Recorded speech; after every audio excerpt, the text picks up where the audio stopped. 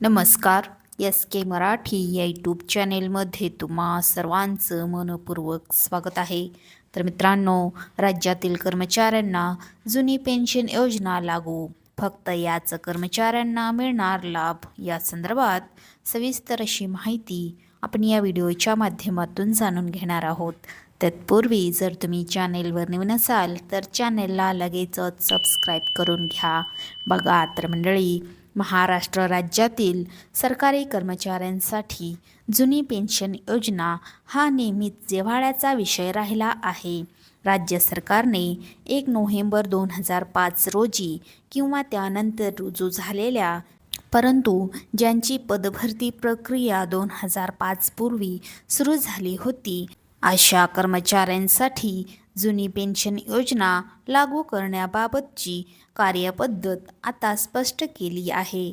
बघा तर मंडळी, जुनी पेन्शन कोणाला लागू होणार या संदर्भात आपण सविस्तर बघूया.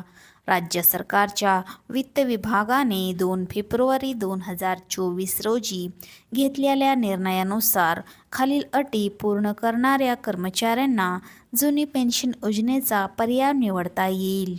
भरती जाहिरात दिनांक: ज्या कर्मचाऱ्यांच्या पदाची जाहिरात किंवा अधिसूचना 1 नोव्हेंबर 2005 पूर्वी प्रसिद्ध झाली होती. रुजू दिनांक: जे कर्मचारी 1 नोव्हेंबर 2005 रोजी किंवा त्यानंतर प्रत्यक्ष शासकीय सेवेत रुजू झाले आहेत, अशा कर्मचाऱ्यांना केंद्र सरकारच्या धर्तीवर महाराष्ट्र नागरिक सेवा निवृत्ती वेतन 1982 लागू करण्यात आले आहेत. बघा तर मंडळी, पेन्शन लागू करण्याची कार्यपद्धती या संदर्भात आपण सविस्तर बघूया. या योजनेचा लाभ घेण्यासाठी कर्मचाऱ्यांना ठराविक प्रशासकीय प्रक्रियेतून जावे लागेल. विकल्पाची निवड: पात्र कर्मचाऱ्यांनी जुनी पेन्शन योजना स्वीकारण्याबाबतचा आपला विकल्प संबंधित विभाग प्रमुख किंवा कार्यालय प्रमुख यांच्याकडे सादर करणे आवश्यक आहे.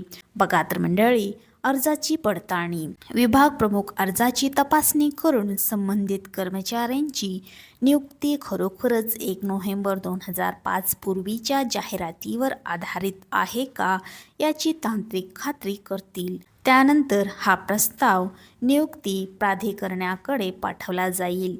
NPS सभासदत्व रद्द करणे: एखादा जुनी पेन्शन योजना लागू झाली की संबंधित कर्मचाऱ्यांचे राष्ट्रीय निवृत्ती वेतन प्रणालीमधील सभासदत्व संपुष्टात आणले जाईल आणि त्यांचे पैसे भविष्य निर्वाह निधी खात्यात वळवले जातील. पूर्वीची सेवा जोडून घेण्याबाबतचे नियम या संदर्भात आपण सविस्तर बघूया. जर एखादा कर्मचारी दुसऱ्या विभागातून किंवा अन्य सेवेतून सध्याच्या सेवेत रुजू झाला असेल तर नियुक्ती प्राधिकरणाला त्याची पूर्वीची सेवा जोडून देण्याचे आदेश तपासावे लागतील. ज्या प्रकरणात सेवा अद्याप जोडलेली गेलेली नाही, अशा प्रकारचे प्रस्ताव प्रशासकीय विभागामार्फत वित्त विभागाला सादर करावे लागतील. सेवा जोडून दिल्यानंतरच जुनी पेन्शन लागू करण्याची पुढील कार्यवाही केली जाईल. बघा तर मंडळी, जुन्या पेन्शनचे फायदे काय या संदर्भात आपण सविस्तर बघूया. निश्चित पेन्शन: निवृत्तीनंतर शेवटच्या पगाराच्या 50% रक्कम पेन्शन म्हणून मिळते. GPF सुविधा: कर्मचाऱ्यांना सर्वसाधारण भविष्य निर्वाह निधीच्या तरतुदीची लागू होते. महागाई भत्ता: पेन्शनवर दर 6 महिन्यांनी वाढणारा महागाई भत्ता लागू होतो. राज्य सरकारने कार्यपद्धती निश्चित केल्यामुळे हजारो कर्मचाऱ्यांचा पेन्शनचा मार्ग मोकळा झाला आहे. जे कर्मचारी पात्र आहेत त्यांनी विहित मुदतीत आपले प्रस्ताव सादर करणे आवश्यक आहे. अधिक माहितीसाठी शासकीय परिपत्रकाचा सविस्तर अभ्यास करणे फायदेशीर ठरेल.